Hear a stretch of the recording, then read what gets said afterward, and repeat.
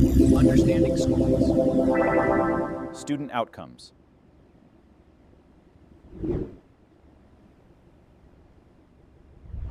When we evaluate the impact of educational initiatives, we look toward student outcomes as the final measure of systemic success. Research indicates that students are facing a steep uphill battle regarding academic proficiency, and the pandemic is only part of that story. Recent data from the Center on Reinventing Public Education provides a clear look at the scale of this challenge. Their research shows that the average American student is less than halfway to a full academic recovery from recent disruptions. Mathematics performance at the university level has been particularly hard hit. This line graph shows that university math scores actually peaked around 2013. Scores have been declining since that peak, with a significant drop occurring in just the last few years. This pre-existing downward trend proves that the current proficiency crisis is a long-term structural issue rather than a temporary side effect of the pandemic. National assessments provide a stark picture of how these trends are manifesting in younger students. This chart shows that nearly 4 in 10 eighth graders are currently scoring below the level of basic proficiency. Improving these outcomes requires overcoming a massive logistical hurdle, simply getting kids into the building. The education system is currently facing a massive crisis in chronic absenteeism. Roughly a quarter of all students are now considered chronically absent. Missing that volume of instruction time compounds learning loss, making it difficult for students to keep pace with the curriculum. Systemic recovery is effectively impossible when the baseline prerequisite of physical attendance is compromised for such a large portion of the population. Moving beyond academic data, we have to look at the emotional state of the students themselves. The emotional toll on students is one of the most concerning findings in current educational research. A 2024 Pew Research Center survey captures the perspective of those on the front lines. This data shows that nearly half of public school teachers cite anxiety and depression as major problems affecting their students. Teachers also report a measurable increase in behavioral issues and bullying. These challenges are most prominent in middle schools and within under-resourced districts. Studies consistently link these emotional outcomes to a metric called school connectedness. This is defined as the feeling of being valued and supported by teachers and peers. High levels of connectedness are linked to academic success and lower rates of depression.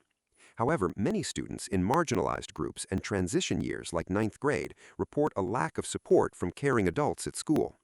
This distinct lack of meaningful support creates a significant headwind against any systemic efforts to improve baseline academic performance.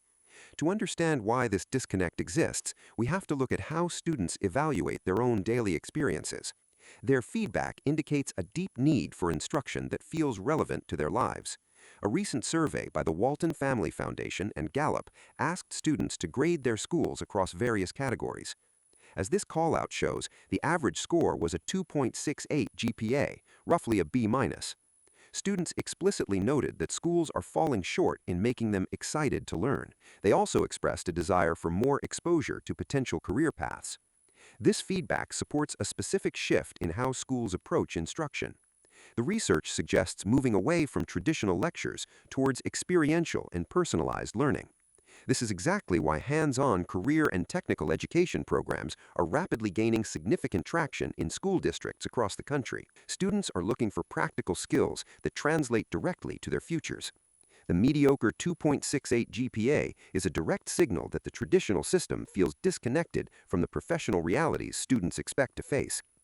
The final factor changing the educational landscape is the rapid integration of technology. This shift is changing how students experience learning and how they complete their schoolwork. A significant percentage of students now use generative AI tools in the classroom on a weekly basis. While some districts view AI as a way to personalize learning, experts are raising concerns about the long-term impact. Neuroscientists and child development experts are specifically highlighting the risk of cognitive offloading.